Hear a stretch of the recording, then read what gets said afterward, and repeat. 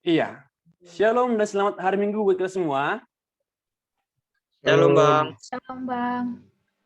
Selamat hari Minggu. Kami segenap para pelayan mengucapkan selamat bergabung dan selamat menikmati ibadah online yang diadakan KNKS Minggu 5 September 2021 dengan tema yang sangat menarik, yaitu studi tokoh Yohanes murid Kristus. Ingat, Yohanes murid Kristus ya, bukan Yohanes Panjaitan, bukan Yohanes Damanik ataupun Yohanes Tarigan, ya kan? Jadi yang kita bahas itu adalah Yohanes yang termasuk ke dalam 12 murid Kristus. Kita akan sama-sama membahas. Maka untuk itu sungguh menarik bukan? Iya, temanya sangat menarik. Jangan lewatkan kesempatan ini. Mari ajak teman satu kelompokmu, sahabat-sahabatmu, maupun saudara untuk boleh mendapatkan berkat rohani pada malam hari ini. Biar nggak ada yang kehilangan berkat itu. Tapi semua saudara yang kita kasihi memperoleh berkat rohani pada malam hari ini. Iya, untuk tema yang akan kita dalami dengan pembicara kita ada Bang Tohab Simangunsong. Selamat bergabung Bang dan selamat melayani. Selamat bergabung, selamat malam, selamat mengikuti, menikmati ibadah malam hari ini. Shalom. Oke, shalom Bang. Ya, untuk kelancaran ibadah kita, jadi kami para pelayan mengajak teman-teman untuk membuka video dan mematikan audio selama ibadah kita berlangsung. Sekali lagi kami tekankan kepada teman-teman yang sudah join untuk membuka video dan mematikan audio selama ibadah kita berlangsung. Tetapi ada pengecualian nih teman-teman, ada pengecualian. Untuk audio bisa dinyalakan bila disarankan oleh para pelayan. Karena di edisi yang spesial ini pun kita adakan sesi pertanyaan, ada sesi tanya jawab. Jadi kalau untuk teman-teman nanti ada yang mau bertanya sekitar Yohanes murid Kristus, ada yang mau bertanya, boleh langsung membuka audio dan membuka video untuk bertanya secara langsung nanti. Dan kalaupun dari teman-teman mungkin ada rasa canggung untuk bertanya secara langsung, boleh nanti menanyakan, menuliskannya di kolom komentar. Dan juga kalau misalnya canggung bertanya, bisa juga nanti di chat ke nomor WA yang tertera di slide kita nanti ya. Ya, untuk saat ini kepada teman-teman saya mengizinkan memberikan waktu untuk membuka audio.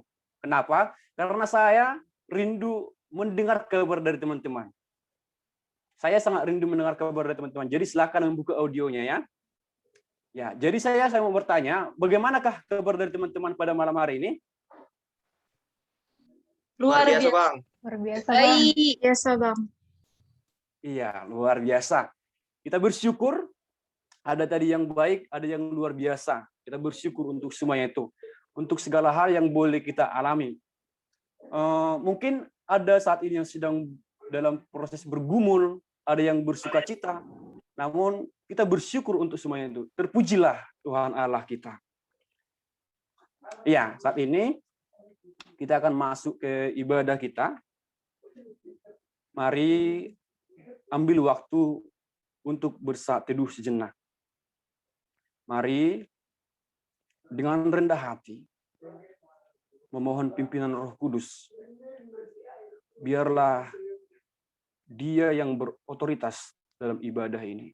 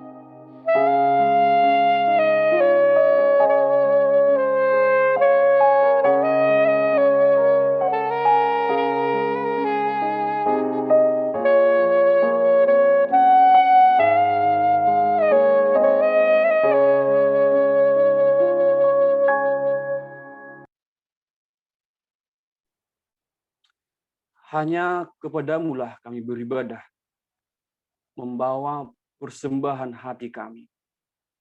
Berkenanlah ya Tuhan. Mari kita bersatu dalam doa. Tuhan Allah, pemilik hidup kami. Allah yang begitu mengasihi kami dengan menunjukkan kasih-Mu itu ya Tuhan, dengan mengorbankan anak-Mu yang tunggal kepada kami. Terima kasih untuk kasih anugerah Tuhan yang begitu luar biasa dalam hidup kami. Juga kami bersyukur untuk penyertaan Tuhan, untuk pemeliharaan Tuhan yang boleh kami alami di dalam 1 minggu ini, bukan terkhusus untuk hari ini ya Tuhan. Terima kasih untuk semuanya. Oleh karena kemurahan Tuhanlah, oleh karena kebaikan Tuhanlah kami ada sampai hari ini. Dan juga Tuhan, kami berterima kasih saat ini untuk momen yang Tuhan berikan kepada kami. Sehingga kami boleh sama-sama beribadah Tuhan. Datang, memuji, menyembah, bahkan belajar dari firman Tuhan. Kiranya Tuhanlah yang hadir di tempat kami masing-masing. Menjamah kami masing-masing. Sehingga kami boleh menikmati ibadah ini. Sehingga kami boleh ada yang kami dapati dalam ibadah ini ya Tuhan. Kami semakin cinta akan Tuhan. Kami akan mengerti betapa Tuhan mengasihi hidup kami. Tuhan Yesus, saat ini kami berdoa secara khusus Tuhan untuk pembicara kami. Ada Bang Tohab Simangonsong. Biarlah Engkau ya Allah yang memberkati abang kami ini. Kiranya firman-Mu yang akan disampaikan berkuasa, sanggup memperbaharui semangat kami untuk kami semakin berjuang di dalam iman. Dan juga ya Tuhan, kami berdoa untuk segala sesuatu yang mendukung ibadah kami ini ya Tuhan. Baik secara teknis, kami mau serahkan semuanya kepada Tuhan. Bahkan untuk roh yang mau mengganggu fokus kami, yang mau mengganggu, mematahkan semangat kami untuk datang kepada Tuhan. Biarlah Tuhan, Engkau yang melepaskan itu dalam hidup kami. Inilah kami Tuhan, ampunilah kami jika di dalam ibadah ini, memulai ibadah ini, kami sudah mendukakan hati Tuhan. Ampunilah kami.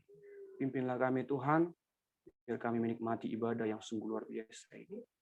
Dalam nama Tuhan Yesus Kristus kami berdoa. Amin.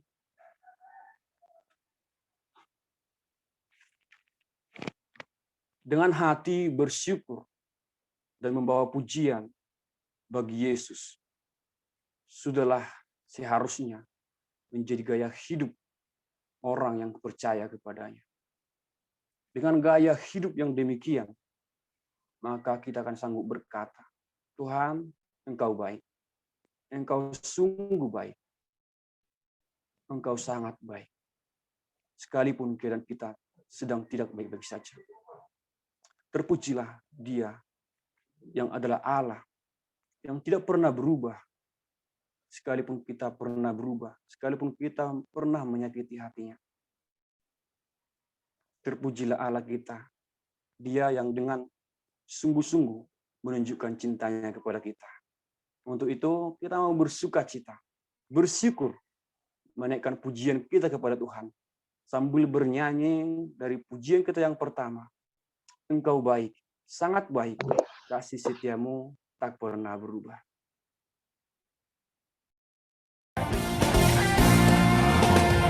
Dengan hati bersyukur, masuki hadirat-Mu, membawa pujian bagi-Mu, Yesus. Ku memandang wajah-Mu, bersuka di depan-Mu, sambil menceritakan kasih-Mu. Mari angkat tangan-Mu, mengangkat tangan dan bersorak-sorai bagi kebaikan. Mari sama-sama kita serukan. Engkau baik, sangat baik, kasih setia-Mu tak pernah berubah. Engkau baik, sangat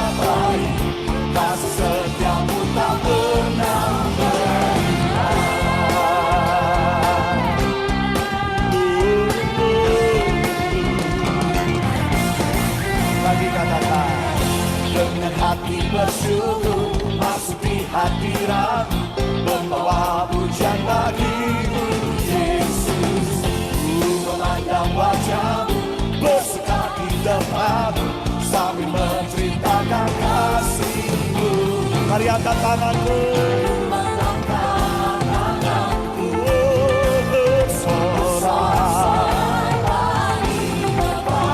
Mari dengan segenap hatimu.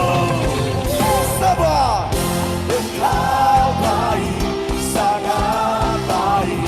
Kasih setiamu tak pernah berubah. Engkau baik, sangat baik. Kasih setiamu tak pernah berubah. Engkau baik, sangat baik.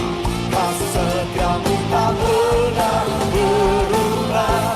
Engkau baik, sangat baik. Kasih setiamu tak pernah berubah.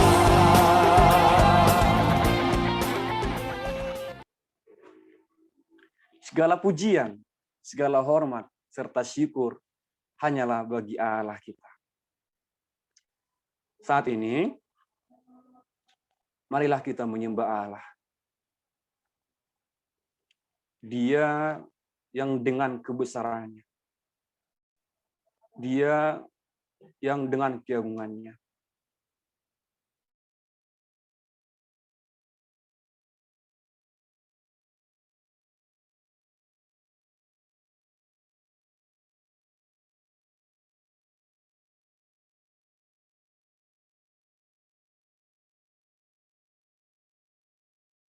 Dan taat sampai kematiannya. Dia yang diremukkan. Dia yang digantung di kayu salib. Hanya untuk keselamatan jiwa saya. Hanya untuk keselamatan jiwa kita. Oleh karena kemurahan hatinya itulah, kita boleh ada sampai hari ini. Kita boleh hidup sampai hari ini. Layaklah Dia disembah dengan segenap hati kita. Layaklah Dia disembah dengan segenap kekuatan kita. Mari sembahlah Dia. Sambil menyanyikan lagu kita yang kedua, Aku ada sampai saat ini, semuanya karena kasih-Mu. Aku hidup sampai hari ini, semua berkat kemurahan-Mu.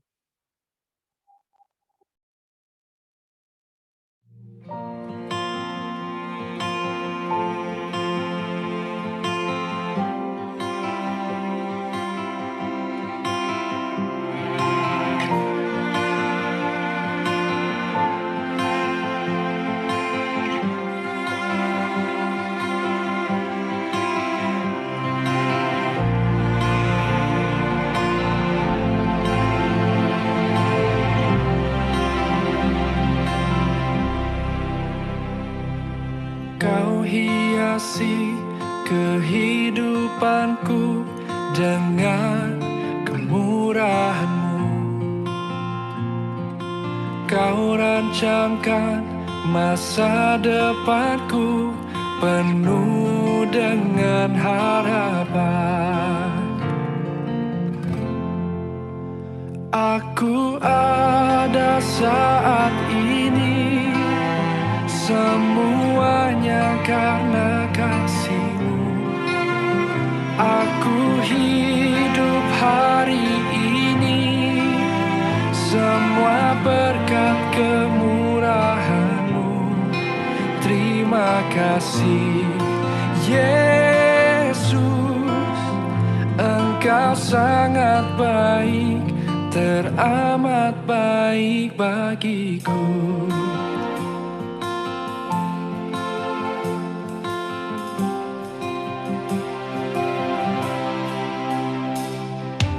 Kau hiasi kehidupanku dengan kemurahan-Mu. Kau rancangkan masa depanku penuh dengan harapan. Aku ada saat ini, semuanya karena kasih-Mu. Aku hidup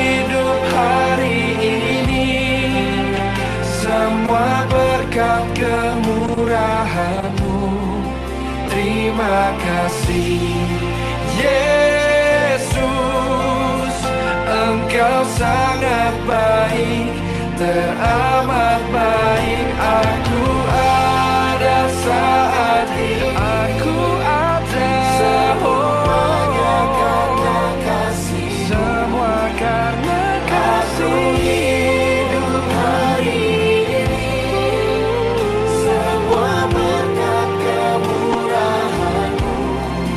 Terima kasih Yesus, Engkau sangat baik, teramat baik bagiku.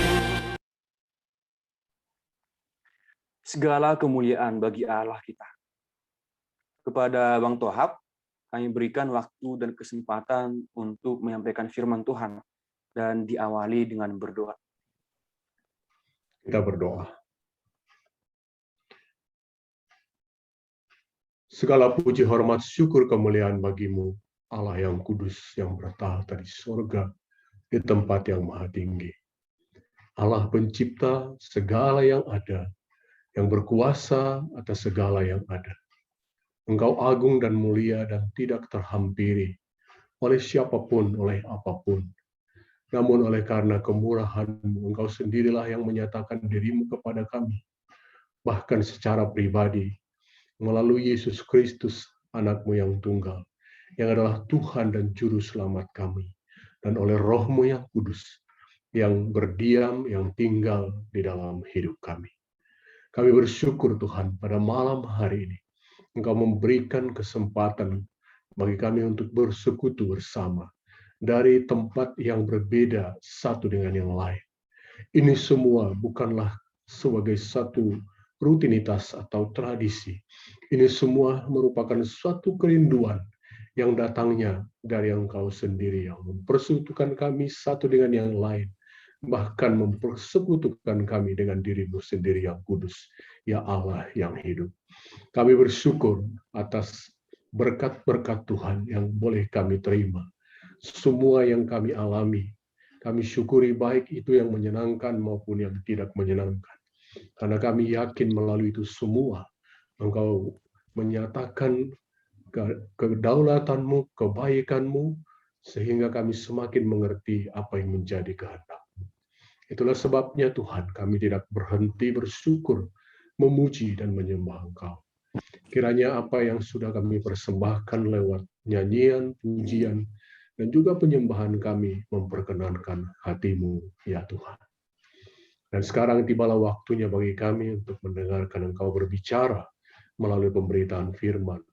Ialah Tuhan, melalui Roh-Mu yang kudus, akan memampukan hamba-Mu untuk menyampaikan apa yang Tuhan sudah pimpin, untuk hamba persiapkan dan sampaikan, bahkan lebih daripada itu. Demikian juga semua anak-anak-Mu yang akan mendengarkannya. Ditolong oleh Roh Kudus untuk memahami dan juga untuk melakukannya, sehingga hidup kami memperkenankan hati-Mu, ya Tuhan. Segala puji, hormat, syukur, kemuliaan bagi-Mu yang akan berbicara kepada kami pada malam hari ini, dalam nama Tuhan Yesus Kristus. Amin.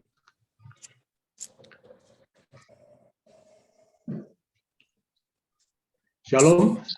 Selamat malam, selamat hari Minggu, saudara-saudara sekalian saya kasihi dan yang mengasihi Yesus Kristus.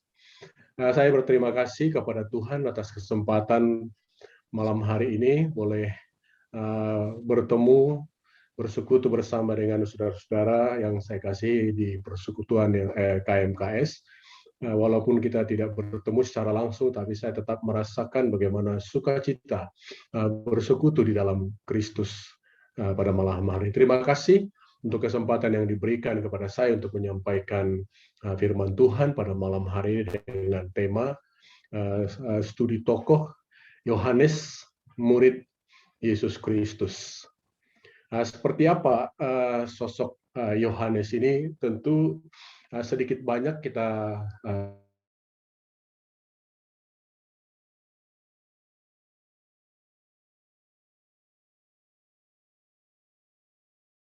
juru selamat yang merupakan hal yang sangat perlu untuk bukan saja kita ketahui, bukan saja kita mengaguminya, tetapi lebih daripada itu adalah untuk meneladaninya. Untuk mengawali renungan firman Tuhan pada malam hari ini, saya mengajak saudara untuk untuk membuka Alkitab kita. Saya share dulu screen-nya.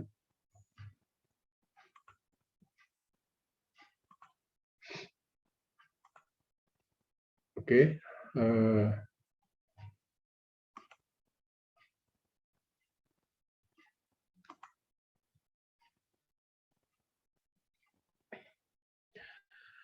Sebagai untuk mengawali dari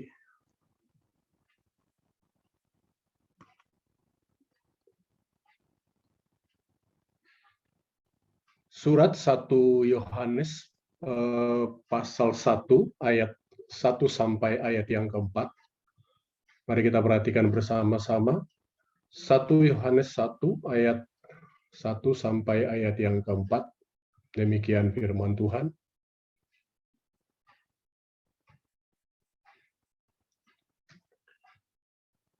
Apa yang telah ada sejak semula, yang telah kami dengar, yang telah kami lihat dengan mata kami, yang telah kami saksikan, dan yang telah kami raba dengan tangan kami tentang firman hidup, itulah yang akan kami tuliskan. Itulah yang kami tuliskan kepada kamu. Hidup itu telah dinyatakan dan kami telah melihatnya, dan sekarang kami bersaksi dan memberitakan kepada kamu tentang hidup kekal yang ada bersama-sama dengan Bapa dan yang telah dinyatakan kepada kami. Apa yang telah kami lihat dan yang telah kami dengar itu, kami beritakan kepada kamu juga, supaya kamu pun beroleh persekutuan dengan kami. Dan persekutuan kami adalah persekutuan dengan Bapa dan dengan Anaknya Yesus Kristus.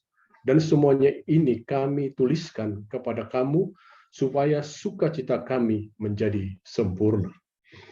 Nah, kalau kita melihat di pembukaan surat dari Yohanes ini, ada hal yang sangat menarik di sini bagi saya, yaitu kalimat apa yang telah ada sejak semula. Dia sedang menyatakan tentang pribadi Yesus Kristus. Jadi sebagaimana halnya dalam Yohanes pasal 1 ayat 1, pada mulanya adalah firman, firman itu bersama-sama dengan Allah, firman itu adalah Allah. Di sini katakan apa yang telah ada sejak semula, berarti ini adalah Yesus dalam keberadaannya sebagai Allah. Kemudian dilanjutkan lagi yang telah kami dengar. Artinya di situ Yohanes sedang menceritakan bahwa tentang Yesus ini sudah diberitakan sebelum ia datang. Tetapi yang selanjutnya, yang telah kami lihat dengan mata kami, yang telah kami saksikan, dan yang telah kami raba dengan tangan kami tentang firman hidup, itulah yang kami tuliskan kepada kamu. Nah, berangkat dari sini saya mau mengajak saudara untuk melihat nanti tentang tokoh Yohanes, murid Yesus Kristus ini, bagaimana apa yang dinyatakan dalam pembukaan suratnya dalam 1 Yohanes pasal yang pertama ini, bagaimana hubungan dia, apa yang dikerjakannya. Sebab kalau kita lihat ayat yang ketiga diulangi lagi, apa yang telah kami lihat dan yang telah kami dengar itu, kami beritakan kepada kamu juga, supaya kamu pun beroleh persekutuan dengan kami. Nah, di sini ditekankan ada tujuannya mengapa Yohanes menuliskan ini. Yang dikenal dengan surat-surat umum adalah supaya setiap orang yang membaca surat ini memiliki persekutuan dengan Yohanes, dengan rasul-rasul, dengan orang-orang percaya. Nah, persekutuan yang bagaimana? Tentu ada banyak persatuan atau kumpulan atau komunitas. Dilanjutkan di ayat yang ketiga itu, dan persekutuan kami adalah persekutuan dengan Bapa dan dengan Anaknya Yesus Kristus.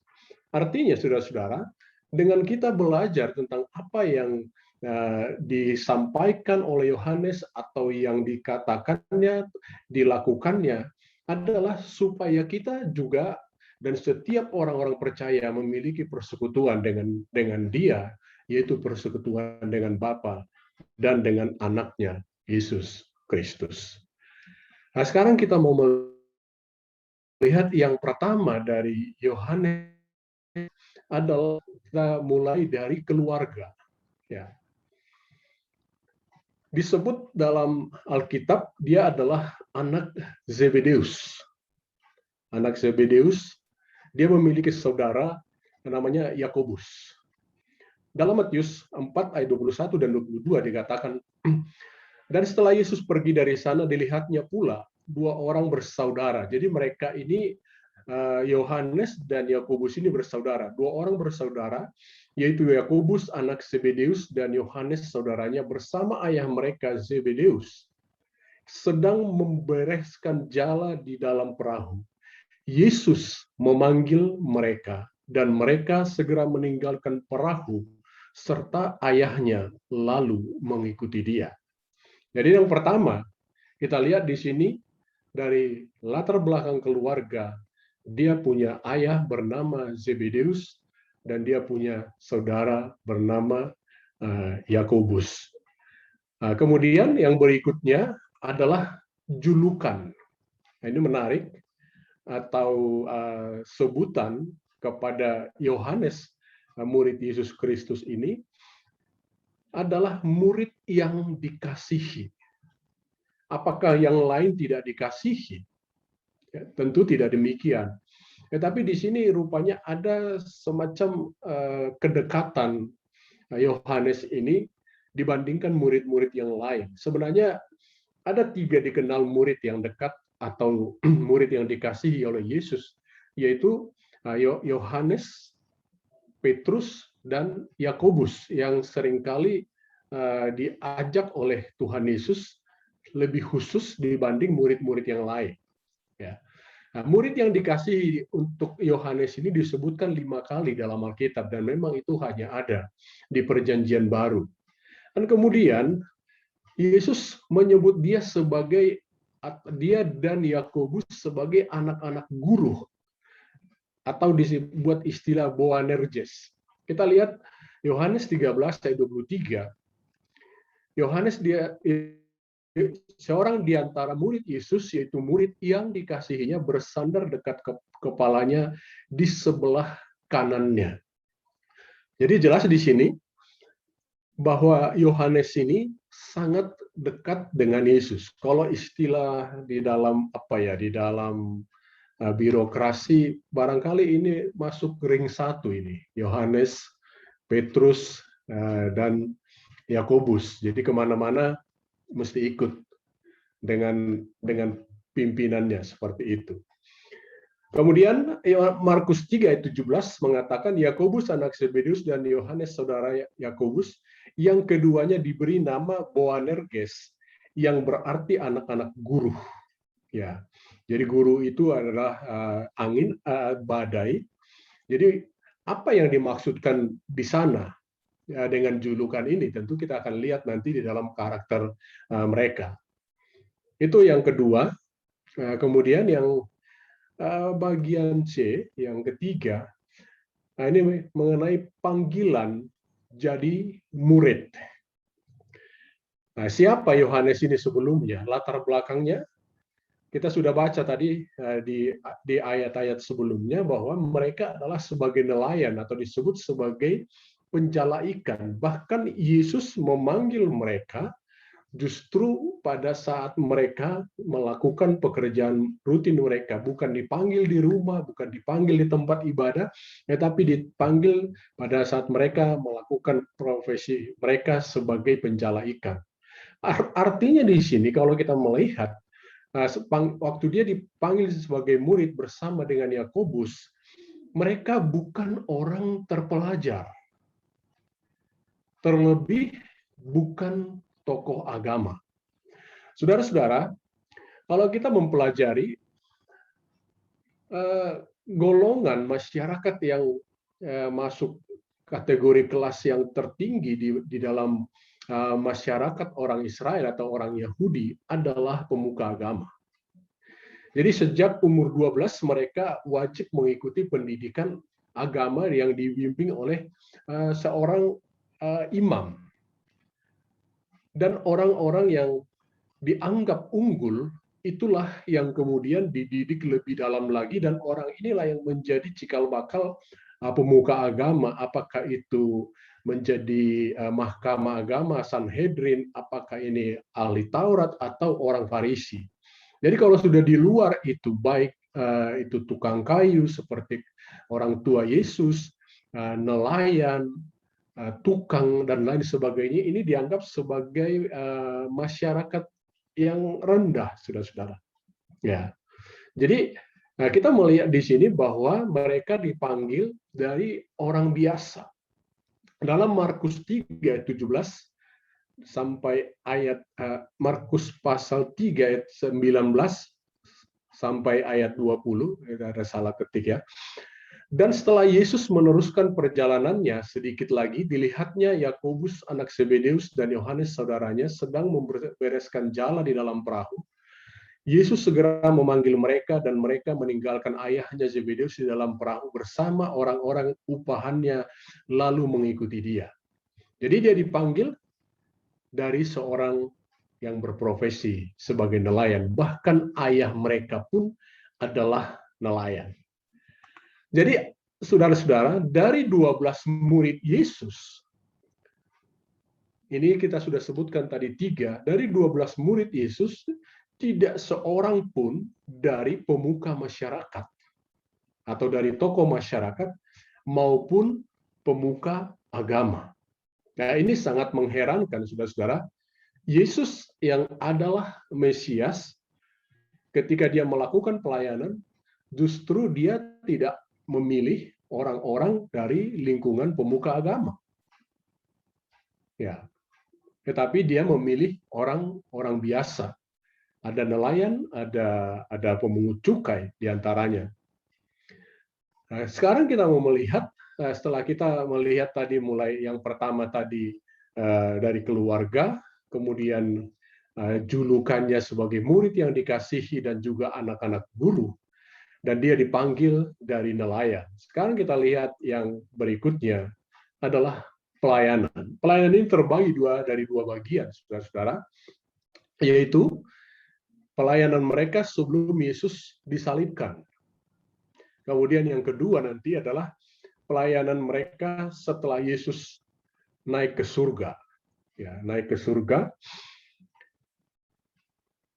Nah, di sini kita melihat pelayanan mereka sebelum Yesus disalibkan ada 3, itu diutus memberitakan Injil bersama 11 murid lainnya, kemudian mendampingi Yesus bersama Petrus dan Yakobus di Taman Getsemani sebelum Yesus disalibkan, kemudian menerima Maria, ibu Yesus, sebagai ibunya pada saat Yesus disalibkan. Kita lihat bagian ini satu persatu. Yang pertama, diutus memberitakan Injil bersama 11 murid lainnya. Nah, Lukas pasal 9 ayat 1 sampai ayat yang ke-6. Lukas 9 ayat 1 sampai ayat yang ke-6.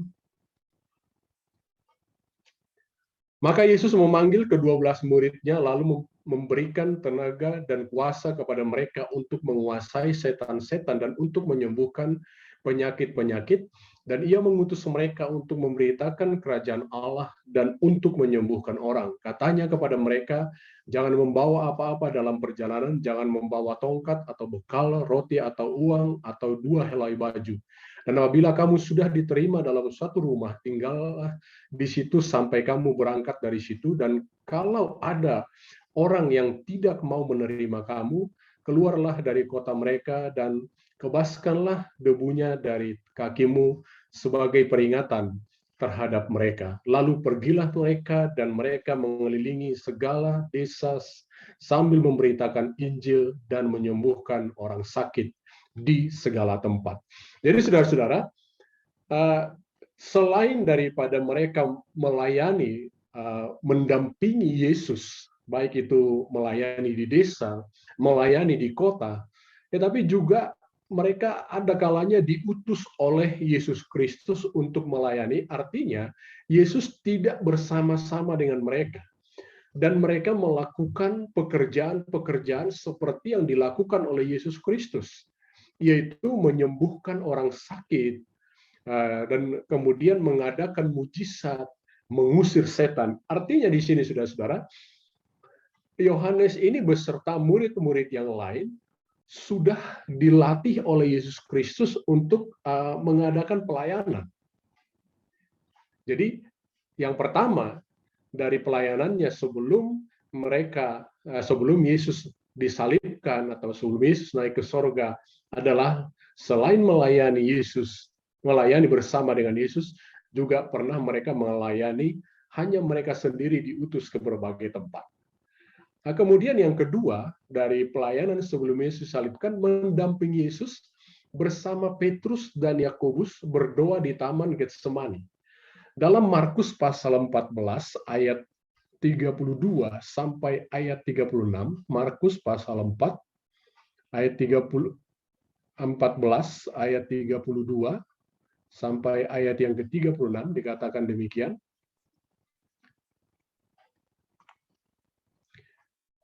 Lalu sampailah Yesus dan murid-muridnya ke suatu tempat yang bernama Getsemani. Kata Yesus kepada murid-muridnya, duduklah di sini sementara aku, kok terputus ya,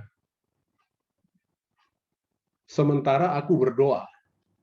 Dan ia membawa Petrus, Yakobus, dan Yohanes, sertanya ia sangat takut dan gentar. Lalu katanya kepada mereka, hatiku sangat sedih seperti mau mati. Rasanya, tinggallah di sini dan berjaga-jagalah. Ia maju sedikit, merebahkan diri ke tanah dan berdoa supaya sekiranya mungkin saat itu lalu daripadanya. Perhatikan saudara-saudara di sini. Jadi ketika menjelang Yesus disalibkan, ditangkap, dia mengajak seluruh murid-muridnya ke Taman Getsemani, tetapi kemudian dia secara khusus mengajak Yohanes, Yakobus, dan Petrus untuk mendampingi dia. Nah, kalau saudara perhatikan di ayat yang ke-33 di sana dikatakan, dan ia membawa Petrus, Yakobus, dan Yohanes sertanya. Ia sangat takut dan gentar. Ini yang dilakukan oleh Yohanes beserta Petrus dan Yakobus sebelum Yesus atau menjelang Yesus disalibkan. Kemudian pelayanannya yang dicatat yang ketiga ketika Yesus disalibkan adalah menerima Maria, ibu Yesus, sebagai ibunya pada saat Yesus disalibkan. Yohanes 19 ayat 26 dan 27. Di situ dikatakan ketika Yesus melihat ibunya dan murid yang dikasihinya di sampingnya, berkatalah ia kepada ibunya, "Ibu, inilah anakmu." Kemudian katanya kepada murid-muridnya, "Inilah ibumu." Dan sejak saat itu murid-murid menerima dia di dalam rumahnya. Jadi ini yang dilakukan oleh mereka selain pelayanan-pelayanan yang saya sebutkan di awal tadi, yaitu Yesus mengajak mereka melayani dari desa ke kota, ke lembah, ke tepi danau. Juga suatu ketika mereka juga disuruh melayani, diutus melayani oleh Yesus tanpa didampingi oleh Yesus. Mereka mengadakan mujizat, mengusir setan. Tetapi ada hal-hal yang khusus yang mereka lakukan, yaitu mendampingi Yesus. Bahkan di saat terakhir, justru mereka ini menerima Maria, ibu Yesus, sebagai ibu mereka sendiri, dan itu disampaikan kepada Yohanes. Nah, di sini kita mau mencatat bahwa Yohanes belajar. Di dalam pertemuan pertama ini, Yohanes belajar dan diajar oleh guru agung dalam pelayanannya. Ini sangat menarik, saudara-saudara. Yohanes belajar dan diajar oleh guru agung dalam pelayanannya. Nah, kemudian yang berikutnya, pelayanan Yohanes setelah Yesus naik ke sorga. Ada 3 juga di sini. Dia melayani bersama dengan Petrus, kemudian diutus bersama dengan Petrus, kemudian bersama dengan Yakobus dan Kefas atau Petrus memberitakan Injil. Nah, coba kita lihat satu persatu, saudara-saudara. Kisah Rasul 3 ayat yang pertama. Saya akan bacakan.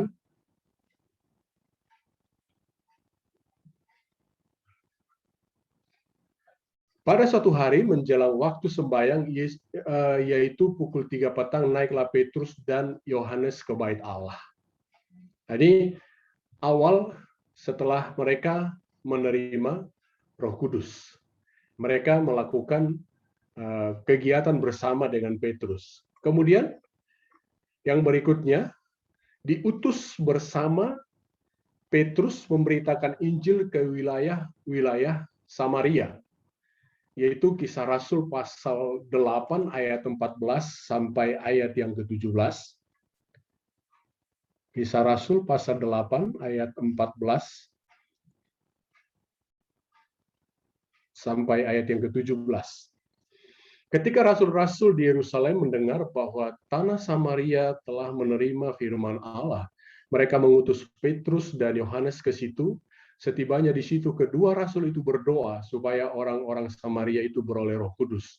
Sebab Roh Kudus belum turun di atas seorang pun di antara mereka, karena mereka hanya dibaptis dalam nama Tuhan Yesus. Kemudian keduanya menumpangkan tangan di atas mereka, lalu mereka menerima Roh Kudus.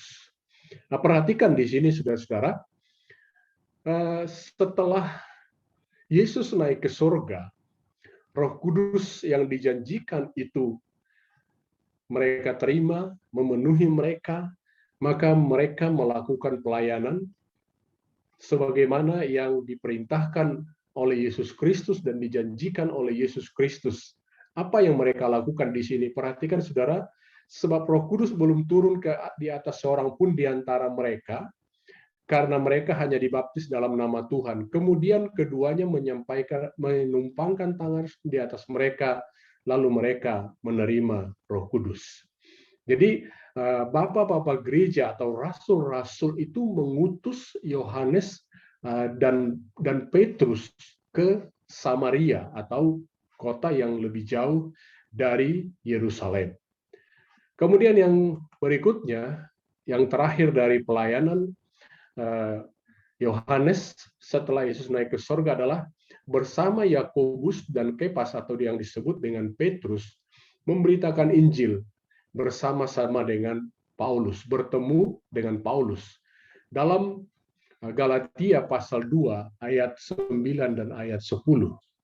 Galatia 2 ayat 9 dan ayat yang ke-10. Saya akan bacakan. Dan setelah melihat kasih karunia yang dianugerahkan kepadaku, maka Yakobus, Kefas, dan Yohanes yang dipandang sebagai soko guru jemaat berjabat tangan dengan aku dan dengan Barnabas sebagai tanda persekutuan, supaya kami pergi kepada orang-orang yang tidak bersunat dan mereka kepada orang-orang yang bersunat. Hanya kami harus tetap mengingat orang-orang miskin.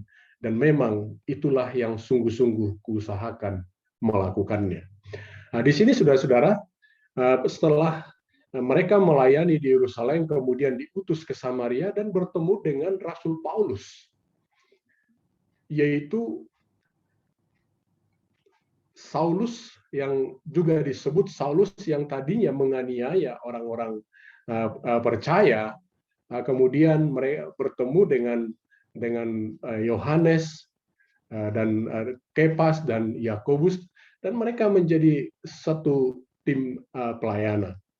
Saudara-saudara kekasih dalam Kristus, setelah kita melihat dari bagian yang pertama bahwa mereka melayani bersama dengan Yesus, mendampingi Yesus, kemudian mereka juga ikut mendampingi Yesus ketika Yesus mau disalibkan.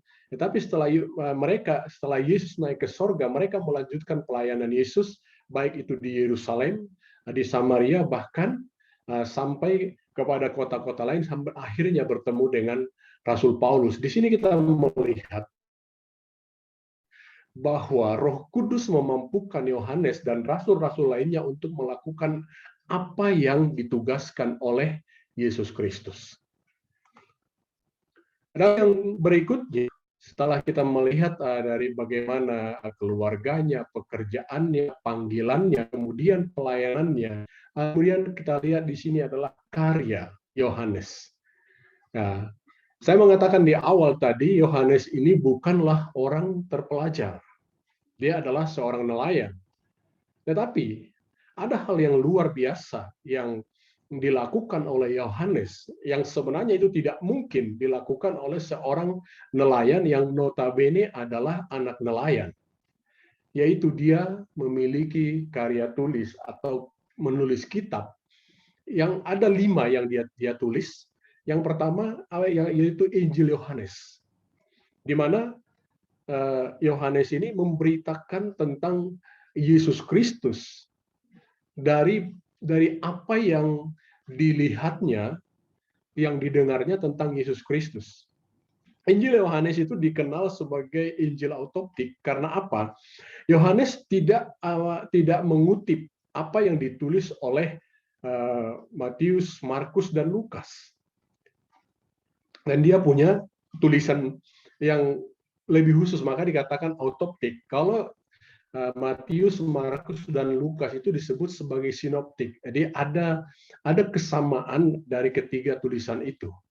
Kemudian dia juga menulis 3 surat yang dikenal dengan surat umum. Kenapa dikatakan surat umum? Karena itu ditulis bukan kepada orang percaya di tempat tertentu atau golongan tertentu, tapi kepada semua orang percaya pada umumnya, yaitu surat 1 Yohanes, 2 Yohanes, dan 3 Yohanes. Kemudian yang terakhir, yang sangat menarik adalah tulisan Yohanes itu kitab Wahyu, di mana dia menceritakan apa yang dinyatakan oleh Yesus Kristus ketika dia dibuang, disingkirkan di Pulau Patmos. Jadi di sini kita melihat dari tulisan ini, meskipun bukan orang terpelajar, Yohanes mampu membuat tulisan yang sangat baik, yang berisi sebagai berita, kesaksian, dan juga pengajaran. Ya. Jadi orang memberitakan dengan baik itu merupakan suatu kelebihan, saudara-saudara. Kemudian dia menceritakan kesaksiannya, tetapi ada lagi yang sangat penting di sini, dia juga menyampaikan suatu pengajaran. Ya. Suatu pengajaran. Jadi sampai di sini, ya kita melihat begitu banyak yang dikerjakan oleh Yohanes, murid Yesus ini, baik itu ketika dia masih bersama dengan murid-murid yang lain, masih bersama-sama dengan Yesus, dia sudah melakukan banyak pelayanan, memberitakan Injil, mengadakan mujizat, kemudian mengusir setan, dan pelayanan-pelayanan yang lain setelah Yesus naik ke sorga, dia juga memberitakan Injil. Sebagaimana diperintahkan di dalam Kisah Rasul 1 ayat 8, supaya mereka memberitakan Injil mulai dari Yerusalem, dari Samaria, dan mereka terus memberitakan itu.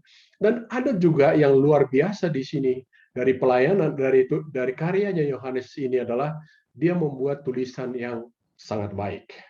Ya, memberitakan tentang ketuhanan Yesus Kristus sedemikian baik, mengajarkan tentang kasih, dan yang sangat-sangat penting juga yang diajarkan oleh Yohanes adalah bagaimana memelihara hubungan yang intim dengan Tuhan, persekutuan dengan Tuhan.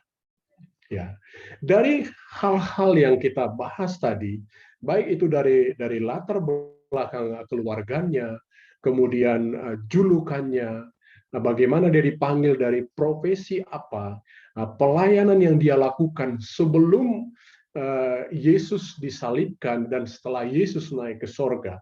Ada beberapa karakter yang bisa kita jadikan sebagai satu pelajaran Walaupun di dalam nanti ada seakan-akan sifat atau karakter dari Yohanes ini kelihatannya negatif, tetapi tidak demikian. Saya akan menjelaskan satu persatu. Ada paling tidak 5 yang akan kita lihat di sini. Yang pertama dari karakter Yohanes ini adalah dia seorang yang tangguh. Dia seorang yang teguh atau dikatakan full of energy. Yang pertama, alasan untuk itu dia disebut sebagai anak-anak guru. Jadi kalau Yesus memberikan satu sebutan, berarti itu ada alasannya. Misalnya, Petrus disebut sebagai Simon disebut sebagai Petrus atau Petra, yang artinya batu karang. Bagaimana karakter Petrus di kemudian hari. Tapi ini dikatakan sebagai anak-anak guru, berarti dia kuat. Kemudian itu dibuktikan juga di dalam perjalanan pelayanan Yohanes ini bahwa dia seorang yang tangguh. Apa itu, saudara-saudara? Dari 11, karena Yudas tidak termasuk, dari 11 murid Yesus, kemudian ditambah 3 pengganti Yudas ada Matias. Dari murid Yesus yang disebut dengan rasul ini, semuanya itu mati martir. Dan dalam usia yang tidak terlalu tua. Hanya Yohanes yang mati dalam usia tua. Bukan karena Yohanes ini tidak pernah mengalami penganiayaan. Bahkan menurut sejarah gereja mula-mula, dia pernah dimasukkan ke dalam belanga penggorengan yang sangat besar, tetapi dia tidak apa-apa, saudara-saudara. Dan akhirnya, sebagai hukuman terakhir, dia dibuang ke Pulau Patmos. Pulau Patmos ini kalau saudara membaca literatur, itu adalah pulau yang sangat gersang. Maksudnya dia supaya dia terlantar di sana, supaya dia mati di sana. Tetapi sebagai anak-anak guru, sebagai orang yang sangat tangguh, justru di sana dia bisa menghasilkan satu karya. Di sanalah Yesus menyatakan wahyu kepada dia. Jadi sekali lagi, Yohanes inilah satu-satunya dari murid Yesus atau dari rasul yang mati karena usia tua. Dia tidak mati dibunuh, tidak mati di dalam penganiayaan seperti rasul yang lain. Ya, kekuatan ketangguhan Yohanes juga tentu karena kedekatannya dengan Tuhan. Kita perhatikan Markus 3 ayat 17, di sana dikatakan Yakobus anak Zebedeus dan Yohanes saudara Yakobus yang keduanya diberi nama Boanerges yang berarti anak-anak guru. Kemudian Wahyu 1 ayat 9 dia menuliskan, aku Yohanes saudara dan sekutumu dalam kesusahan, dalam kerajaan dan dalam ketekunan, menantikan Yesus berada di pulau yang bernama Patmos oleh karena firman Allah dan kesaksian yang diberikan oleh Yesus Kristus. Jadi di sini Yohanes menyadari benar-benar dia berada di pulau Patmos itu adalah karena kesaksiannya tentang firman Allah dan tentang apa yang diberikan oleh Yesus Kristus. Dia tetap bersukacita dalam hal itu. Dan ini sangat luar biasa, saudara-saudara. Di tengah-tengah orang takut terhadap penganiayaan, takut terhadap kesukaran, tapi justru Yohanes ini menikmati semua apa yang dialaminya. Itu yang pertama. Kemudian yang kedua, dia seorang yang sangat berhikmat, penuh hikmat. Disebut sebagai soko guru jemaat atau tiang atau pilar. Dan ini dikatakan oleh Rasul Paulus. Nah, sebagai tambahannya, apa yang saya katakan tadi bahwa dia orang berhikmat, dia bisa menulis 5 kitab. Karena dia bukan orang terpelajar, dia bukan orang akademis, saudara-saudara. Tetapi dia menulis tulisan yang sangat baik, yang sampai sekarang masih dijadikan referensi yang begitu baik. Perhatikan pengakuan dari Paulus di dalam Galatia 2 ayat 9, di situ dikatakan, dan setelah melihat kasih karunia yang dianugerahkan kepadaku, maka Yakobus, Kefas di sini adalah Petrus dan Yohanes yang dipandang sebagai soko guru jemaat, berjabat tangan dengan aku dan dengan Barnabas sebagai tanda persekutuan supaya kami pergi kepada orang-orang yang tidak bersunat dan mereka kepada orang-orang yang bersunat. Jadi kalau sampai diberikan satu predikat sebagai soko guru dalam jemaat, sebagai tiang dalam jemaat, berarti mereka punya kelebihan yang luar biasa. Jadi selain mereka, Yohanes ini dan juga tentu Petrus dan juga Yakobus, selain mereka memiliki kuasa yang luar biasa dalam memberitakan Injil, mereka memiliki keberanian, Yohanes ini juga adalah orang yang berhikmat, diberikan hikmat oleh Tuhan. Saudara tahu, hikmat itu tidak diperoleh lewat belajar secara formal. Hikmat itu diperoleh dari hubungan kita dengan Tuhan. Sama seperti Daniel. Dari mana hikmat Daniel? Itu adalah karena persekutuan dia dengan Tuhan. Kenapa Salomo menjadi orang yang paling berhikmat sepanjang zaman? Adalah karena persekutuannya, karena takut akan Tuhan. Itu tidak diperoleh di bangku kuliah, tidak diperoleh di bangku sekolah.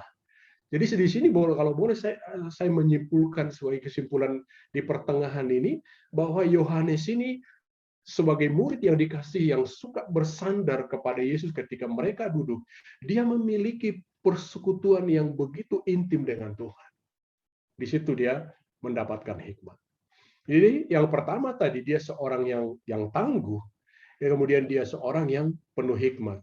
Kemudian karakter Yohanes yang berikutnya, yang ketiga adalah dia seorang yang tidak lapang dada. Nah, ini yang saya katakan tadi kelihatan negatif, seperti intoleran, tapi sebenarnya lebih kepada tidak kompromi. Ya. Artinya dia tidak rela orang lain mencatut nama gurunya.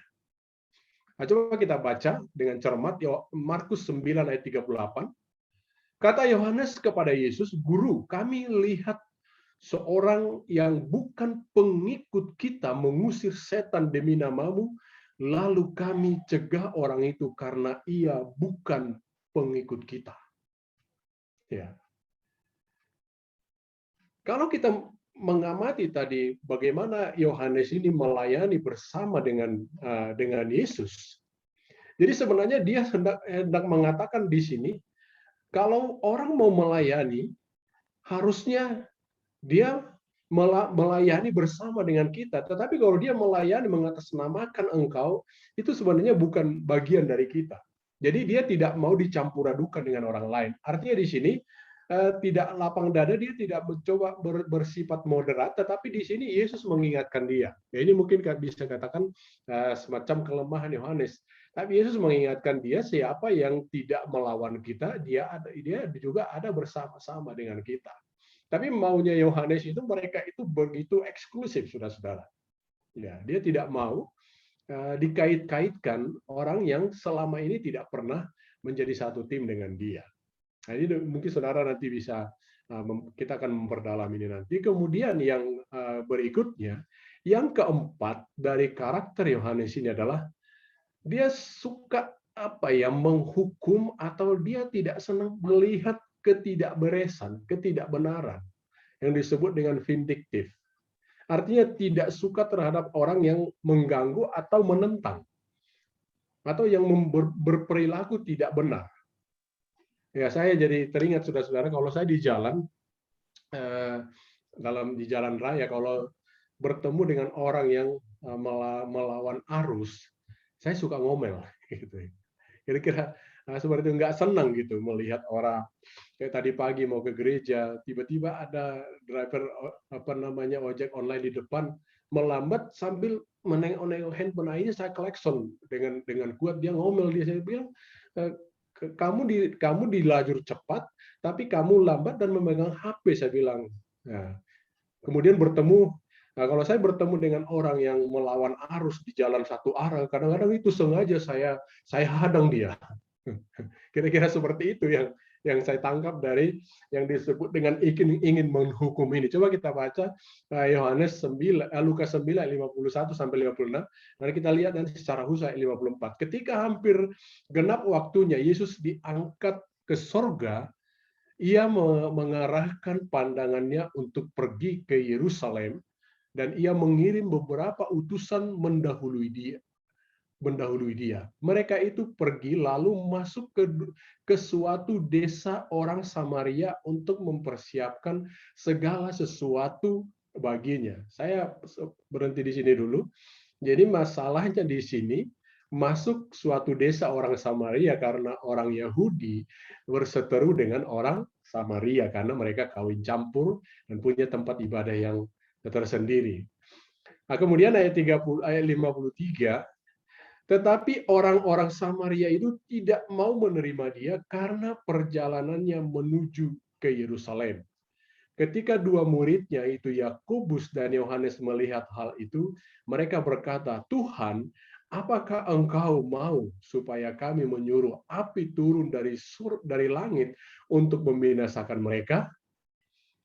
Yesus menjawab, akan tetapi ia berpaling dan menegur mereka, lalu mereka pergi ke desa yang lain. Artinya di sini dia mungkin boleh dikatakan dengan perkataan lain, Yohanes ini sangat idealis gitu. Kalau bahasa Bataknya itu, kalau orang di jalan, biarlah misalnya dia ada orang yang memperlakukan dia, maunya kena tabraklah kau nanti, kira-kira seperti itu ya.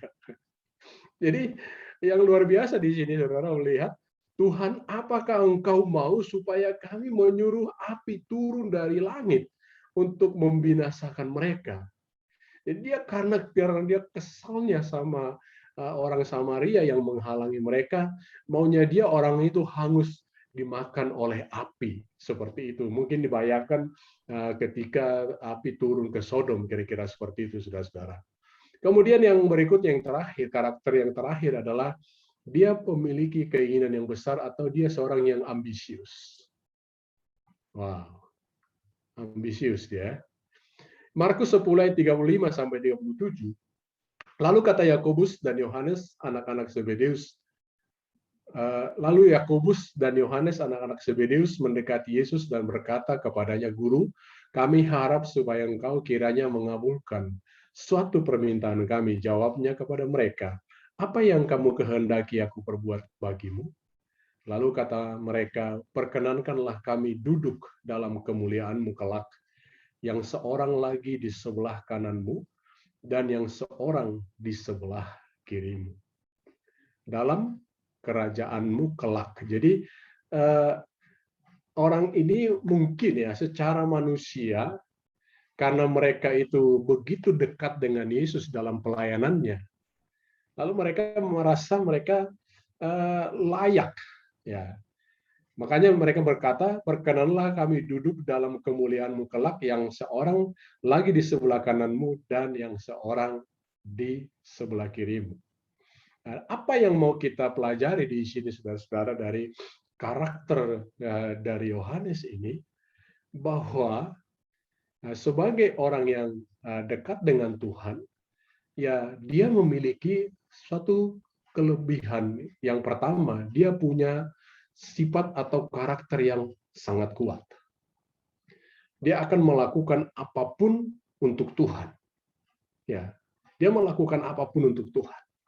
Bahkan karena dia begitu kuat secara ekstrim, dan menghadapi orang-orang yang tidak beres pun dia cenderung tidak sabar. Kemudian apa yang kita perlu pelajari dari karakter ini adalah bagaimana hubungan dia dengan Tuhan begitu intim, sehingga dia punya kelebihan yang luar biasa. Dia orang yang biasa menjadi orang yang luar biasa. Dia bisa mengajar, dia bisa menulis, selain dia memiliki kuasa bahkan disebut sebagai pilar jemaat atau soko guru dalam jemaat.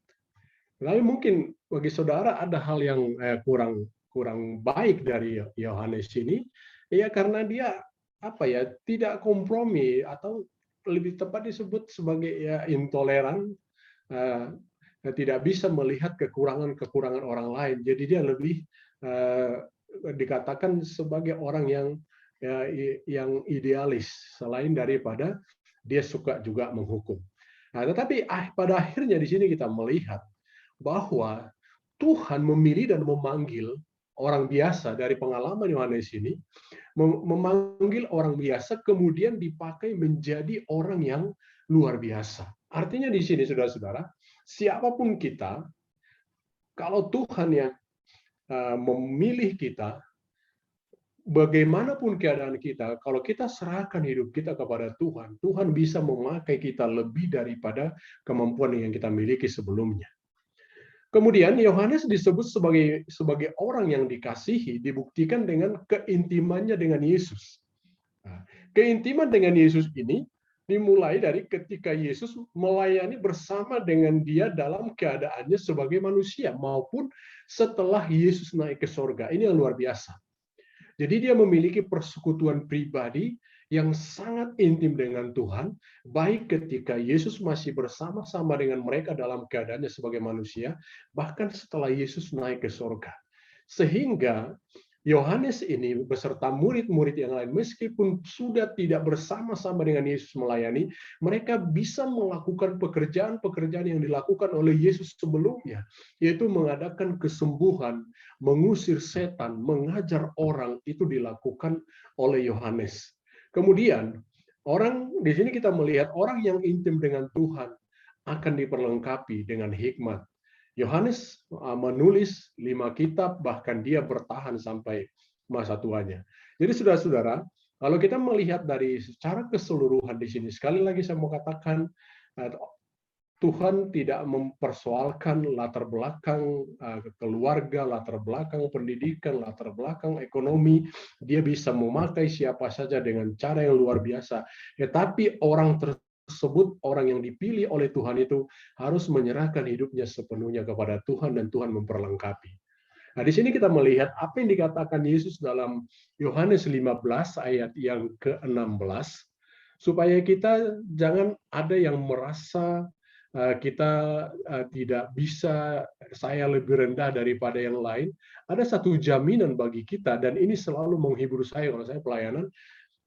Dikatakan dalam Yohanes 15 ayat yang ke-16, bukan kamu yang memilih aku, tetapi akulah yang memilih kamu, dan aku telah menetapkan kamu supaya kamu pergi dan menghasilkan buah, dan buahmu itu tetap, supaya apa yang kamu minta kepada Bapa dalam namaku diberikannya kepadamu. Artinya saudara-saudara, dari ayat ini, kalau kita yang memilih, kita masih mungkin salah pilih. Tapi kita bersyukur, Tuhanlah yang memilih saya dan saudara. Karena Tuhan yang memilih, berarti itu tidak mungkin salah. Jadi jangan merasa aku tidak bisa melakukan ini, aku tidak punya kelebihan. Ingat selalu apa yang dikatakan Yesus kepada murid-muridnya untuk meneguhkan mereka dalam panggilan mereka.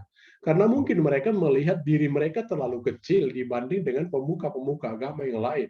Dan Yesus mengatakan kepada mereka, bukan kamu yang memilih aku, tetapi akulah yang memilih kamu. Jadi saudara-saudara, saudara sudah melihat tadi apa yang kita lihat mulai dari awal, bagaimana Yohanes ini dipanggil, dari keluarganya, dari keberadaannya, bagaimana dia melayani bersama dengan Tuhan, bagaimana dia melayani setelah Yesus naik ke surga. Dan disitulah kita melihat ada kekuatan yang luar biasa. Yaitu kekuatan itu di mana, saudara-saudara? Yaitu hubungan pribadi dia dengan Tuhan. Dia selalu memiliki hubungan yang erat, yang dekat dengan Yesus, baik sebelum Yesus disalibkan maupun setelah Yesus naik ke surga. Artinya di sini, saudara-saudara, siapapun bisa dipakai oleh Tuhan sesuai dengan kehendak Tuhan. Jadi Tuhanlah yang memilih saya dan saudara, Tuhanlah yang memanggil kita, dan Tuhanlah yang memperlengkapi kita. Apapun yang Tuhan mau untuk kita lakukan di waktu yang akan datang, kita hanya diminta kesediaan kita, penyerahan kita, dan Dia akan melakukan. Kalau saya bisa melayani sampai hari ini, saudara-saudara, saya selalu menyadari akan keberadaan saya di masa lalu, di dalam pendidikan. Saya bukanlah orang yang menonjol, dari sisi keluarga bukanlah dari keluarga yang terpandang, yang mampu. Tetapi saya akhirnya menyadari kalau aku sampai hari ini masih bisa melayani. Ini semua hanya kemurahan Tuhan. Ya, Tuhan memberkati kita semua. Kiranya apa yang kita pelajari dari Yohanes, murid Yesus Kristus ini, boleh menguatkan kita, memotivasi kita, menghiburkan kita untuk terus maju dalam pelayanan di waktu-waktu yang akan datang. Baik saudara yang melayani, mungkin ada engkau terlibat pelayanan di gereja, pelayanan di persekutuan, atau mungkin pelayanan di tempat bekerja, atau di lingkungan, Tuhan akan memakai kita semua. Tuhan Yesus memberkati kita semua. Amin. Saya serahkan kepada MC untuk memandu kita selanjutnya. Oke Bang, terima kasih Bang. Iya, sungguh luar biasa firman Tuhan yang boleh kita dengarkan, boleh kita bahas. Mungkin dari teman-teman seperti yang saya bilangkan tadi, di akhir penyampaian firman kita akan ada sesi tanya jawab. Maka saya akan mengizinkan teman-teman untuk membuka audio dan video jika ada yang mau bertanya secara langsung. Ya, dari teman-teman, adakah yang mau bertanya secara langsung di pertemuan kita malam ini? Ada yang mau bertanya sekitar tema yang kita bahas hari ini? Adakah? Mungkin ini Bang, pertanyaan yang pertama dulu Bang ya. Ada tadi yang kita chat.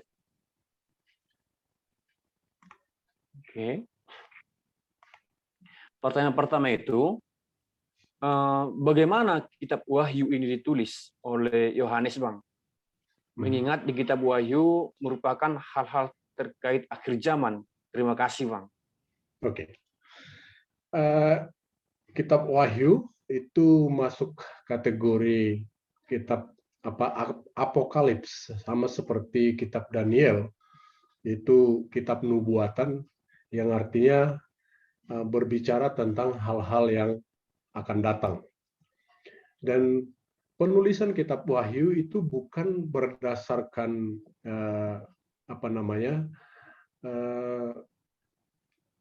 ide ataupun pengalaman, itu murni dari penyataan.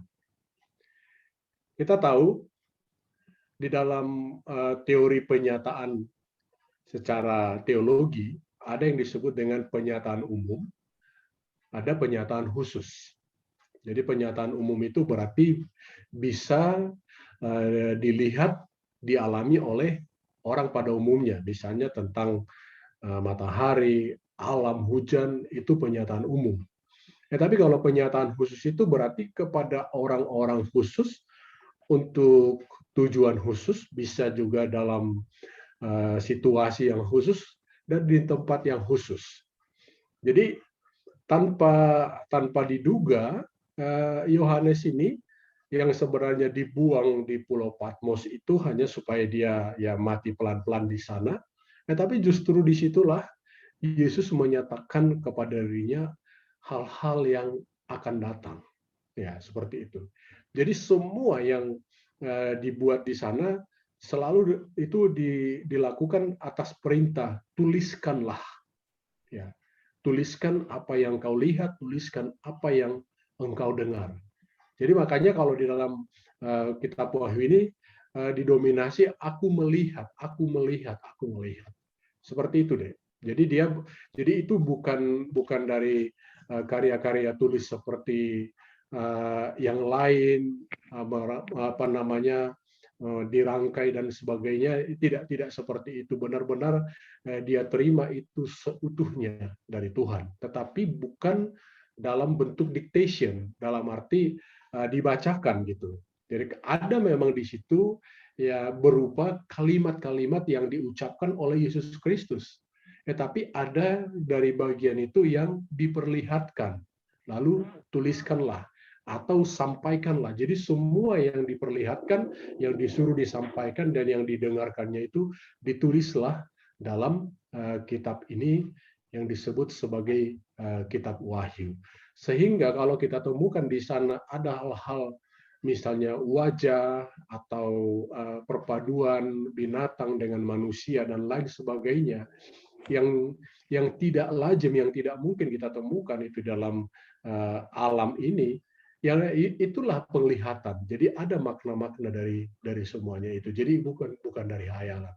Kira-kira seperti itu bagaimana kitab Wahyu itu ditulis dari apa yang dinyatakan oleh Allah kepada Yohanes, itu sebabnya dikatakan kitab Wahyu. Ya, jadi memang betul-betul itu diwahyukan, beda dengan tulisan Yohanes yang misalnya Injil Yohanes, yaitu memang dia merekod, mencatat atau merangkum apa yang dilihatnya, ya, tapi melalui pengilhaman, inspirasi dari Roh Kudus, seperti itu. Ya, gitu kira-kira deh. Ya, terima kasih untuk jawabannya, Bang. Mungkin ini tadi, Bang, tentang pewahyuan itu. Pewahyuan itu masih bisa nggak berlaku itu, contohnya sekarang ini? Masih bisa nggak? Contohnya nih, ada orang bilang kan, aku mendapat wahyu seperti ini. Kira-kira masih bisa nggak itu, Bang? Atau pada masanya Yohanes itu aja? Ya, jadi kalau kita melihat dalam kanonisasi Alkitab, apa yang kita miliki sekarang sebagai Alkitab terdiri dari Perjanjian Lama, Perjanjian Baru, kemudian Perjanjian Lama itu 39, Perjanjian Baru 27, yang melalui proses kanonisasi. Inilah yang menjadi standar bagi kita. Jadi kalau ada orang yang mengatakan dia menerima wahyu dari Tuhan, tetapi itu bertentangan dengan isi Alkitab, itu nggak benar lagi. Artinya tidak ada lagi pewahyuan baru setelah itu. Makanya kalau kita melihat dalam kitab Wahyu itu tidak boleh dikurangi dan tidak boleh ditambahi, seperti itu. Apakah jadi banyak ada orang bertanya, jadi berarti Tuhan tidak lagi menyatakan penyataan khusus lagi di masa-masa yang akan datang. Untuk pesan Tuhan itu masih ada, tetapi itu semua harus sesuai dengan apa yang tertulis, yaitu yang tertulis yang diwahyukan atau yang diilhamkan oleh Allah. Seperti dikatakan dalam 2 Timotius 3:16-17, segala tulisan yang diilhamkan oleh Allah bermanfaat untuk mengajar, menyatakan kesalahan, memperbaiki kelakuan, dan menuntun orang ke dalam kebenaran.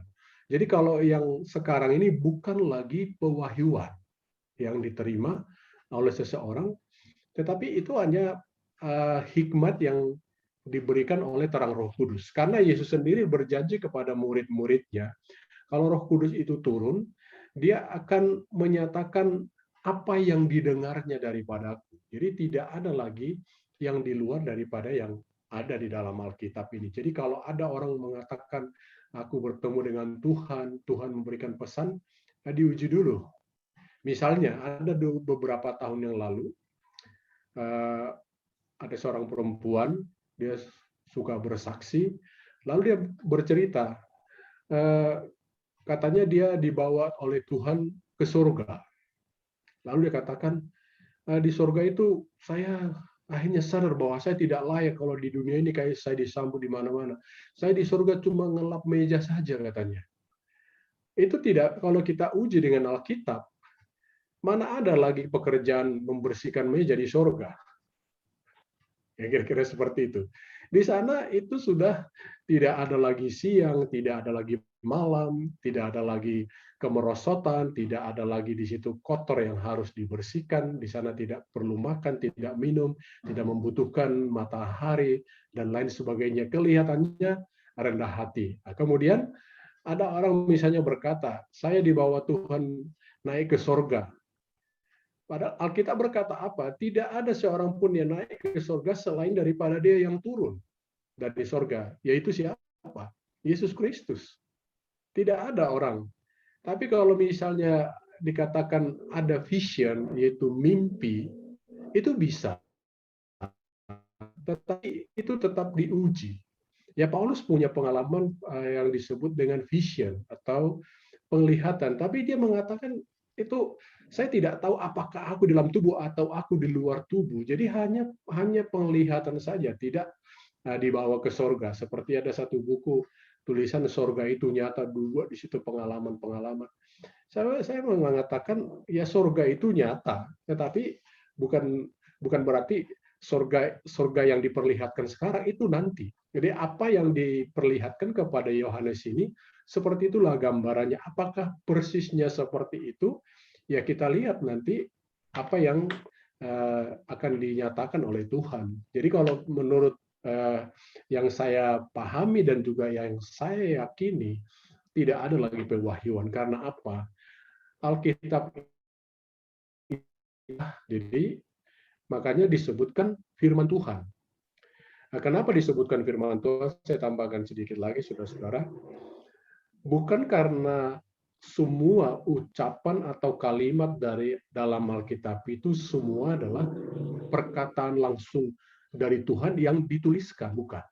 Tetapi melalui seluruh isi Alkitab ini, baik itu perkataan Allah secara langsung maupun pengalaman manusia, Tuhan berbicara kepada kita. Misalnya salah satu contoh, bagaimana Tuhan berbicara kepada kita tentang akibat dari dosa, misalnya.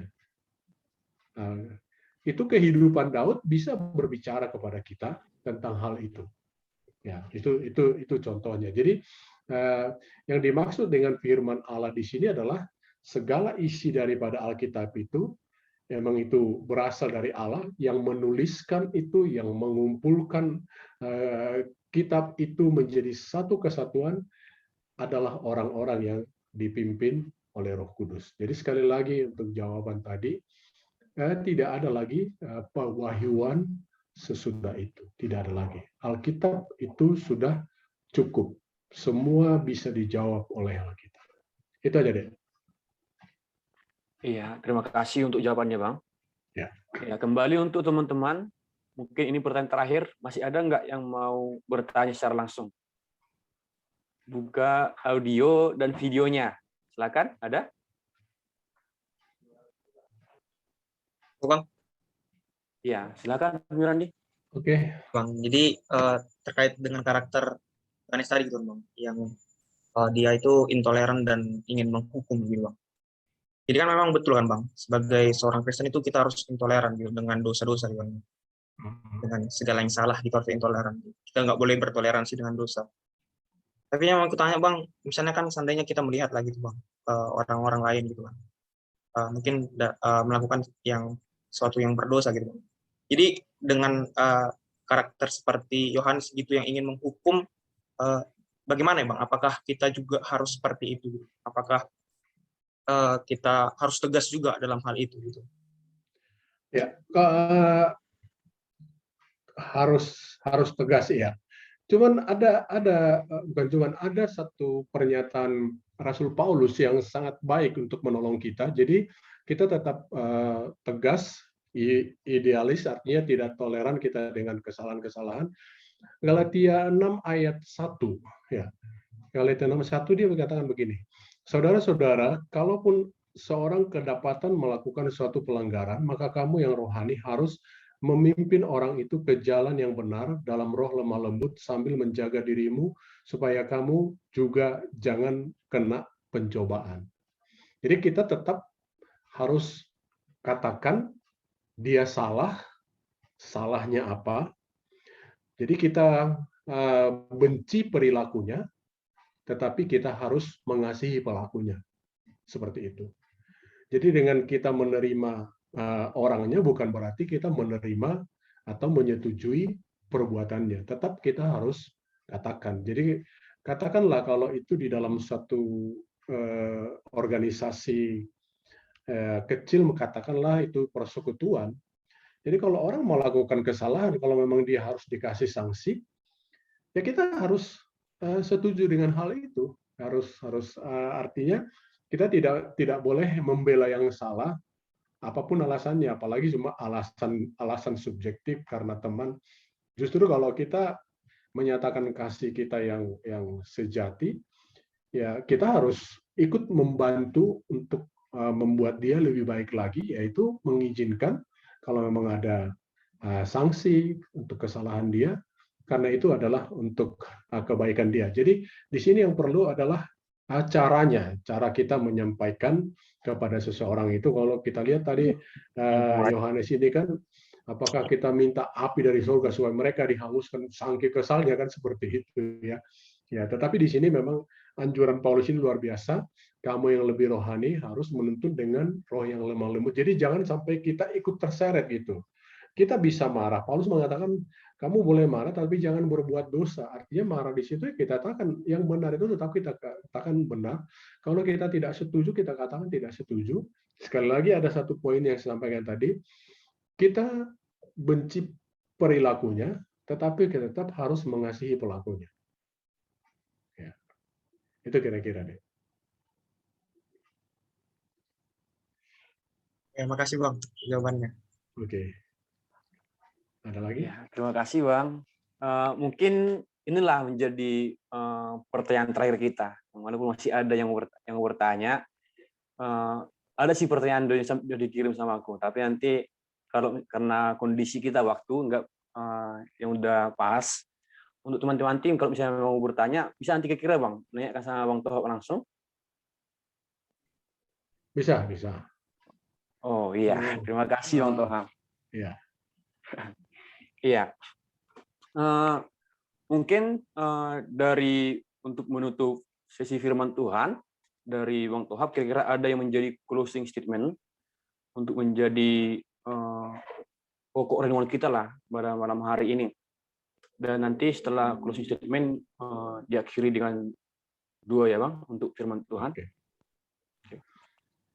Oke, ya closing statement yang mau saya sampaikan pada malam hari ini, hubungan dekat atau hubungan relasi kita yang intim dengan Tuhan akan mempengaruhi seluruh kehidupan kita, baik itu kemampuan kita, perilaku kita, dan juga kekuatan kita di dalam melakukan tugas-tugas kita, bukan saja menyangkut pelayanan, tetapi juga dalam kehidupan kita sehari-hari. Karena yang menentukan bagaimana kita adalah siapa yang ada di dalam kita.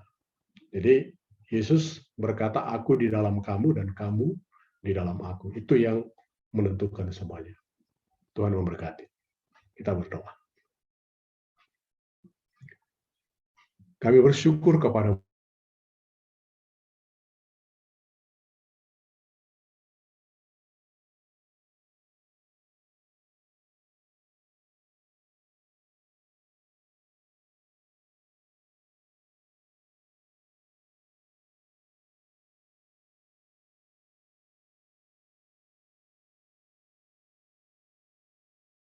dan juga profesi yang biasa dia dipakai oleh luar biasa sepanjang perjalanan hidupnya. Mulai dari ketika bersama-sama dengan Engkau, ya Juru Selamat, sampai akhir hidupnya, Tuhan memakai dia begitu luar biasa. Disinilah kami menyadari betapa besar anugerah-Mu dalam kehidupan kami. Kami secara pribadi, siapapun kami, kalau melihat diri kami, tidak ada seorang pun di antara kami yang layak. Tapi begitu pun Engkau telah memakai kami di dalam tugas-tugas, baik sebagai pelayan di dalam pelayanan gereja, pelayanan persekutuan, dan juga sebagai alumni, sebagai pekerja. Kami sangat bersyukur kepada Tuhan. Dan kami sangat dikuatkan, dihiburkan. Karena bukan kami yang memilih Engkau, tetapi Engkaulah yang memilih kami. Kami akan mensyukuri anugerah ini dengan jalan untuk lebih lagi menyerahkan hidup kami kepada Tuhan. Melakukan apa yang Tuhan kehendaki dalam kehidupan kami. Jadikan kami berkat-Mu untuk memberkati orang-orang di sekitar kami, dimanapun kami berada. Engkau melihat keberadaan kami semua anak-anak-Mu, baik yang dapat bergabung dalam persekutuan malam hari ini, maupun yang tidak sempat bergabung bersama dengan kami. Engkau mengerti keberadaan kami, baik yang masih studi, yang sedang menunggu pekerjaan atau yang sedang melamar pekerjaan atau yang sudah bekerja, semuanya kami serahkan ke dalam tangan-Mu, supaya Engkau berkati mereka semua, sesuai dengan apa yang Engkau janjikan bagi setiap orang yang percaya.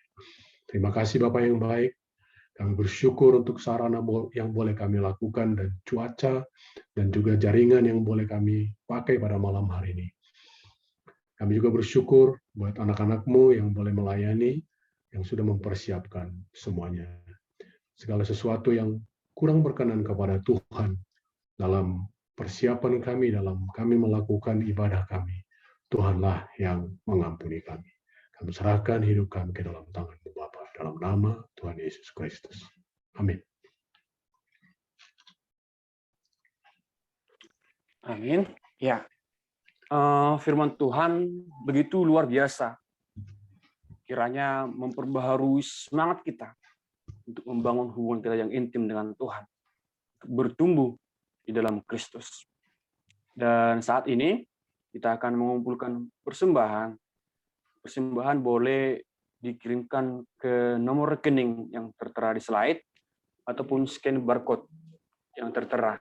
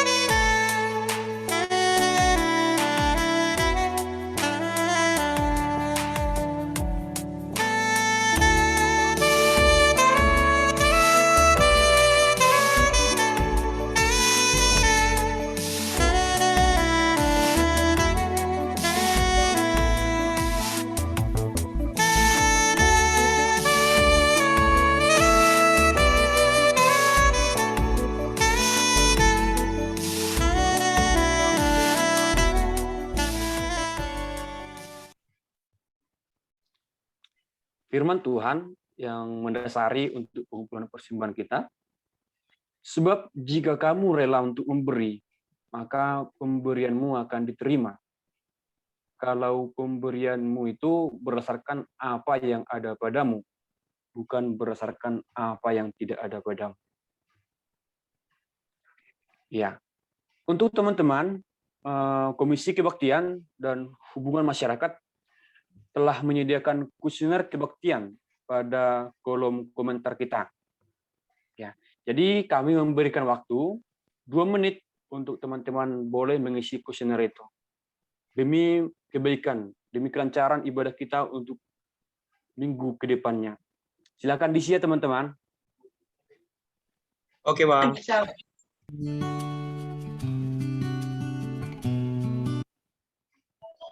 Oke, Bang.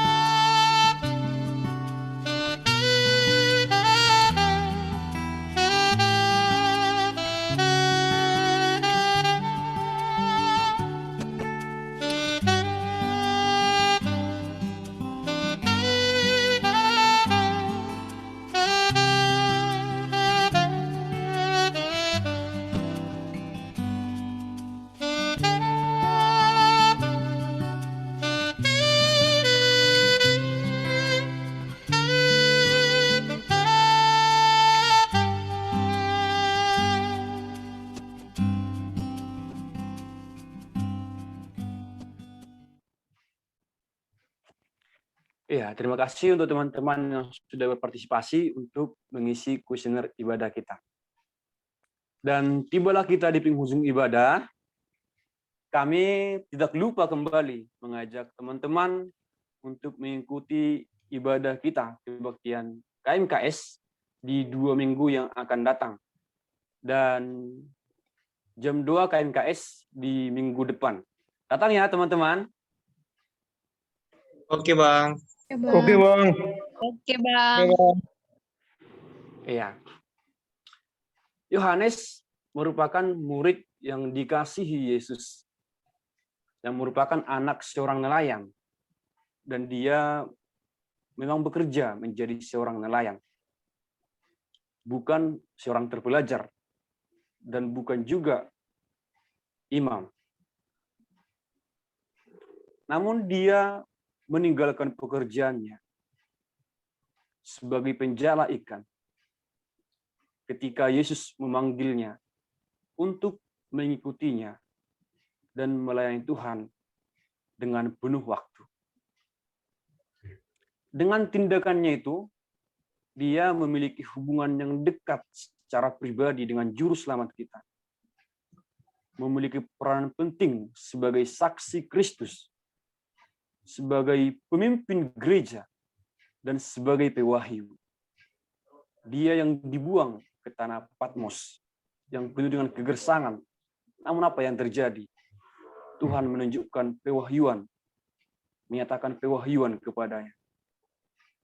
Dari dia kita boleh belajar bahwa sebagai pengikut Yesus Kristus, kita semua dapat membangun hubungan pribadi kepada Allah secara intim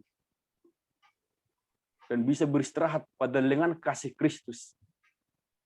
Kita juga dapat secara simbolis berdiri di bawah kayu salib, bersaksi bahwa Yesus mati bagi kita, dan berlari dengan harapan untuk belajar bagi diri kita sendiri bahwa Tuhan, kita adalah Tuhan yang hidup.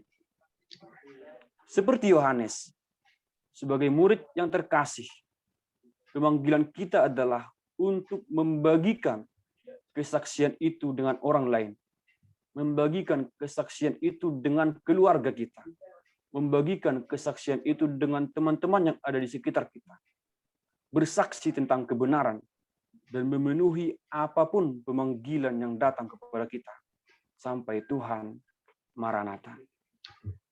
Kita nyanyikan lagu kita, lagu komitmen, dan di akhir lagu ini kami kembalikan kepada Bang Tohab untuk menutup ibadah malam hari ini di dalam doa. Ku mau setia sampai akhir, melayani seumur hidupku, sampai ku dapatkan mahkota kehidupan.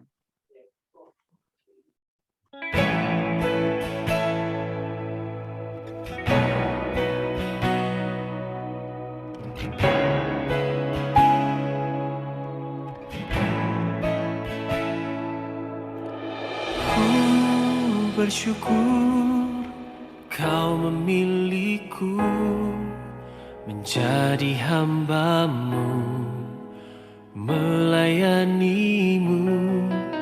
Setiap hidupku ku serahkan untuk kemuliaan-Mu. Ku mau setia sampai melayani seumur hidupku sampai ku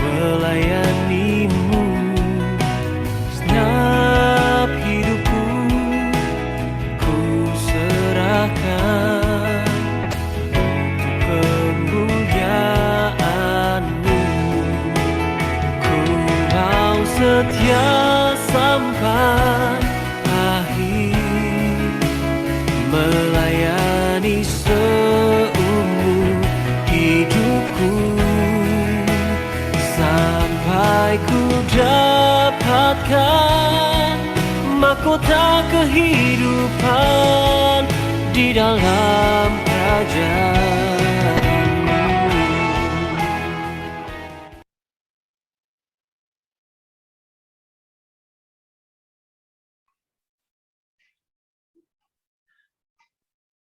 Kita berdoa. Terima kasih Bapak yang baik untuk berkat Tuhan yang boleh kami nikmati dalam persekutuan kami pada malam hari ini. Sungguh kami merasakan Tuhan bekerja dalam kehidupan kami dengan mengingatkan kami akan kasih dan kebaikan-Mu dalam hidup kami. Bukan saja Engkau memenuhi segala apa yang kami perlukan, memberikan pertolongan bagi kami, namun lebih daripada itu, Engkau telah memilih dan menetapkan kami untuk menjadi alat-Mu dan menjadi milik-Mu selama-lamanya. Terima kasih Tuhan untuk kami semua yang boleh mengikuti ibadah pada malam hari ini, baik kami yang mendapatkan kepercayaan untuk melayani pekerjaan-Mu maupun kami yang menerima pelayanan. Kami diberkati oleh Tuhan dengan berkat-berkat yang luar biasa. Sekarang Tuhan kami serahkanlah hidup dan seluruh keberadaan kami ke dalam tangan Tuhan. Biar Tuhan yang akan memakai kami dimanapun kami berada, apapun yang Tuhan percayakan untuk kami kerjakan, biarlah kami dapat melakukannya dengan baik, dengan memperkenankan hati-Mu untuk kemuliaan-Mu. Biarlah Tuhan mencukupkan segala apa yang kami perlukan. Tidak lupa juga kami berdoa untuk keluarga, orang tua, dan saudara-saudara kami yang tidak bersama-sama, yang jauh dari kami.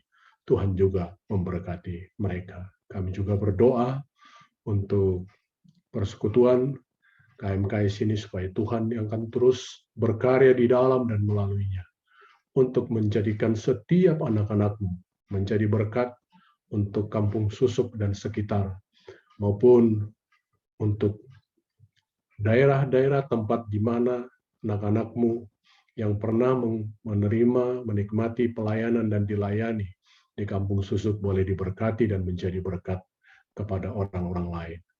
Terima kasih Bapak yang baik. Kami serahkan juga alumni supaya Tuhan juga memberkati mereka, pekerjaan mereka, keluarga mereka. Nah, saat ini juga Tuhan kami berdoa untuk gereja Tuhan, supaya gereja-Mu tetap menghadirkan garam dan terang di tengah-tengah bangsa kami, memberkati bangsa kami.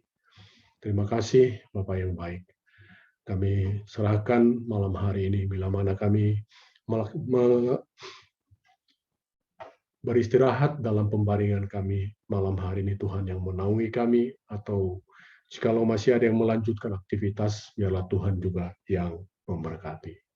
Terima kasih Bapak yang baik. Karena itu Bapa, kami serahkanlah hidup kami sepenuhnya ke dalam tangan-Mu. Biarlah kami menyerahkan roh, jiwa, dan tubuh kami.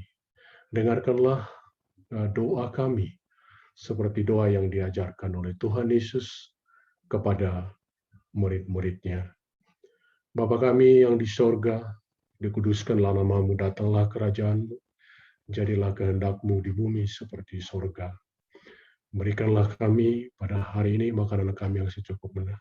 Dan janganlah membawa kami ke dalam pencobaan, tapi ampunilah kami atas sebagaimana kami mengampuni orang yang bersalah kepada kami.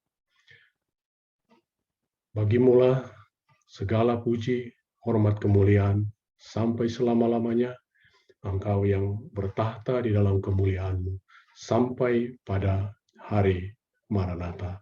Terima kasih Bapa yang baik. Kita nyanyikan bersama-sama. Bapa, terima kasih.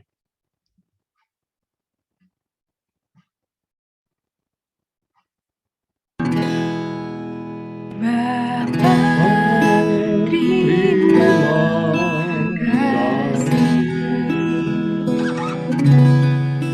Bapa,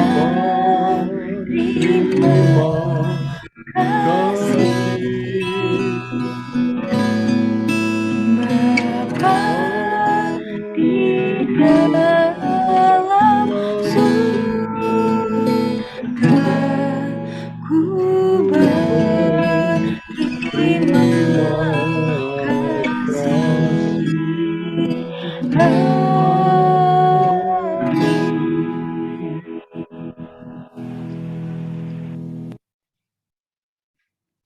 Amin. Shalom. Tuhan memberkati kita semua. Shalom, Tuhan berkati juga. Shalom Bang. Shalom. Shalom Bang.